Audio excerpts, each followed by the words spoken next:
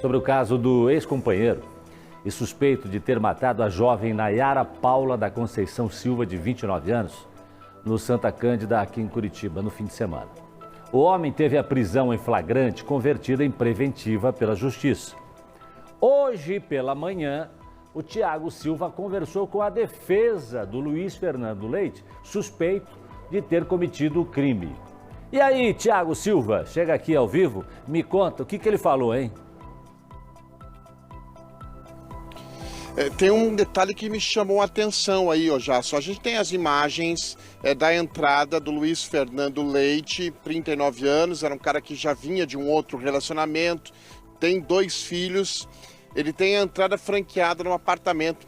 E ele disse, a defesa disse, ele está ainda internado no Hospital Cajuru, aqui em Curitiba, deve receber alta nas próximas horas, embora a defesa quer que ele permaneça no hospital, o advogado pediu a permanência dele no hospital, mas ele alega, né, numa conversa rápida com a polícia, com o advogado, na realidade, de que ele tomou um medicamento. Ele chegou lá, passando mal, pediu um medicamento e que ele tomou. Quando ele entrou no apartamento da Nayara, ele teria tomado um comprimido que a Nayara deu para ele. E que ele ficou ali desequilibrado, que passou mal depois de tomar esse comprimido, que ficou ali com algum problema mental após ingerir esse comprimido. Eu não sei se é uma estratégia da defesa. E aliás, viu, Jason, dá pra gente antecipar aqui no Balanço Geral de que, por mais que ele receba alta daqui a pouco no Hospital Cajuru, em Curitiba, 1h04 agora, Jason, se ele sair do hospital agora, ele deve permanecer em silêncio. Essa é a informação. Ele só vai se pronunciar para a polícia depois que tiver mais detalhes em relação a tudo que aconteceu. Diz que se for para a delegacia agora ele não fala nada. Também é a estratégia utilizada pelos advogados. A polícia segue investigando o caso. O advogado pediu um exame toxicológico no acusado e eles, nesse momento, não falam nem que suicídio, nem que ele matou. É o silêncio que prevalece, pelo menos por enquanto. A partir de agora você acompanha essa história completa aqui no Balanço Geral. Veja. Luiz Fernando Leite, acusado de ser o responsável pela morte de Nayara Paula da Conceição, de 29 anos, ainda não foi ouvido pela polícia. Luiz Fernando permaneceu os últimos dias internado no Hospital Cajuru, em Curitiba. Ele apresenta ferimentos de faca na região do tórax. Segundo a defesa, não está em condições de trazer qualquer informação ao processo. Ele está muito debilitado, em que pese ter informações aí, segundo o médico, que ele poderia ter alta hoje. A defesa entende que não é o momento adequado devido à gravidade do quadro que ele enfrenta. O advogado de Luiz Fernando, ontem no hospital, conversou com o acusado. Ele disse que tomou um medicamento fornecido por Nayara e este medicamento teria causado confusão mental no acusado. Estou pedindo esse exame toxicológico no inquérito policial porque existe a suspeita de que ela teria fornecido para ele um remédio, o qual não era bem o remédio que ele pediu, considerando aí o efeito que teve, inclusive a ressaca que teve pelo remédio. Luiz Fernando Leite conversou com os seus advogados ontem no Hospital Cajuru, em Curitiba, onde está internado. Ele não deu detalhes de como aconteceu o crime. Ele está preso e já adiantou que não deve se manifestar em relação ao que aconteceu. Luiz Fernando só deve falar depois da conclusão do inquérito. Ontem foi sepultado o corpo de Nayara. Durante o velório, familiares comentaram que Luiz Fernando era possessivo com Nayara e que nos últimos meses vinha demonstrando uma certa agressividade. A minha irmã nunca relatou que ele agrediu ela ou ele era agressivo, mas teve 2 atitudes assim que eu estava presente, que eu vi que ele foi. Que ele gritou com ela uma vez por telefone, eu comuniquei minha mãe, comuniquei os nossos amigos, conversei com ela, ela falou, não, Fá, não vai mais acontecer isso, eu vou falar com ele. Eu falei, cara, eu sou sua irmã, nem eu faço isso. E teve uma outra situação também da gente estar dormindo. Cara, ele era muito possessivo, assim, ele ficava em ligação com ela o tempo todo. Para a família, a versão de suicídio levantada pelo acusado no dia do fato não está de acordo.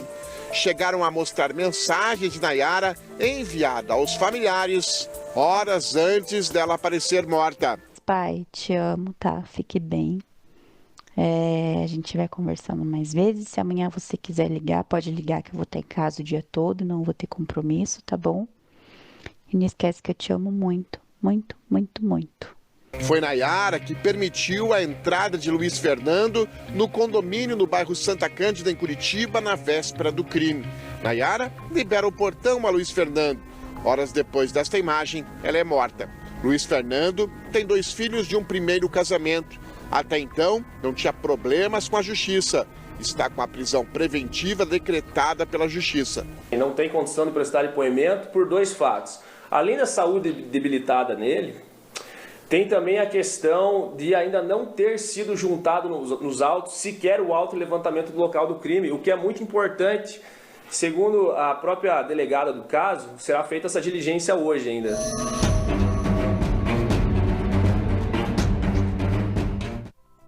Eu vou falar uma coisa para você, o Thiago Silva, o doutora Márcia. Pois não.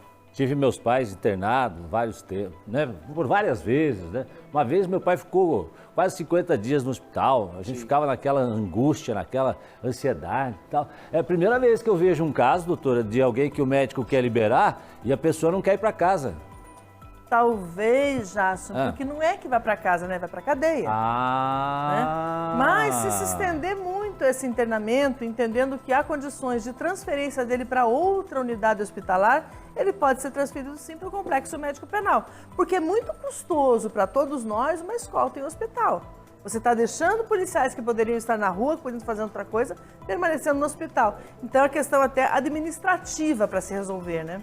Ele teria ido lá à casa da Nayara? A defesa falou, se manifestou, disse alguma coisa? O que ele foi fazer lá? E que comprimidinho é esse que ele teria tomado? Estava com dor de cabeça? O que foi?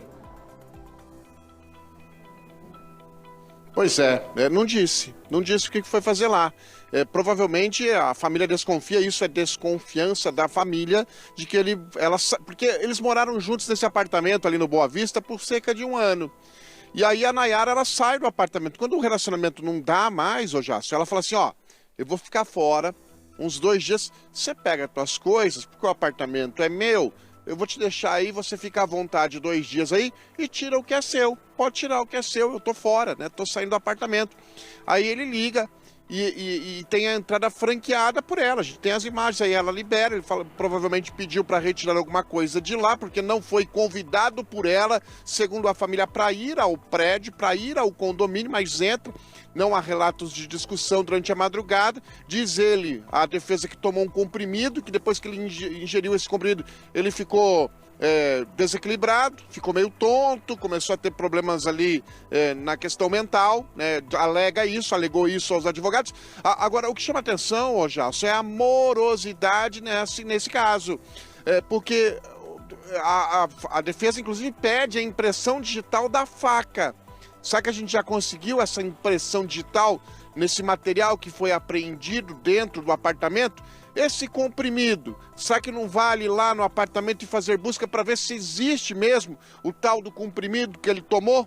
Que, segundo as informações, tomou o comprimido e ficou desequilibrado, não se sentiu legal, né? A polícia, a delegada Vanessa Alice, competente delegada, experiente delegada, já falou em homicídio, até pela facada que tem na região do pulmão, na altura do pulmão, e da tentativa de forjar um assassinato com um suicídio com um fio, né, de telefone ali, de cabo de telefone, de carregador de cabo de telefone. E mais, ô Jasso, essa mensagem que o Balanço Geral mostrou em primeira mão aqui da Nayara, uma pessoa que vai cometer o suicídio, será que manda uma mensagem pro pai falando, pai, te amo, amanhã a gente conversa? Quer dizer, tem alguma coisa que não tá batendo, né, Jasso? Tem muita coisa que não tá batendo, na verdade. A métrica dele é permanecer em silêncio, ou seja, por que uma pessoa não fala no interrogatório? Porque a fala dele pode fornecer provas contra ele mesmo, é por isso que se faz isso.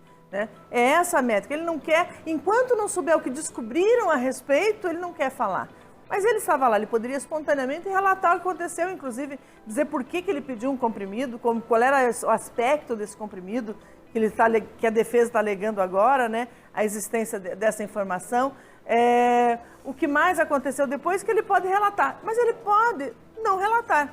Não relatar no inquérito, não relatar inclusive em juízo, é um direito que ele tem, de não relatar.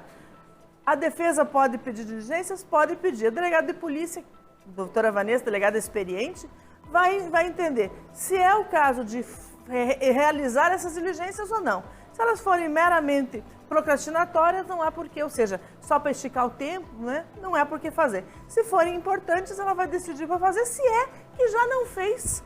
Isso está pedindo agora, porque existe um momento em que se fazem os exames e até que esses exames ele acabem se tornando um laudo, existe um tempo para essa execução mesmo, né? As coisas foram apreendidas, mas têm que ser examinadas.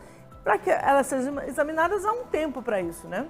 Ok, Thiago Silva, obrigado pela informação. A gente segue acompanhando esse caso, a gente segue acompanhando. Agora tem informação que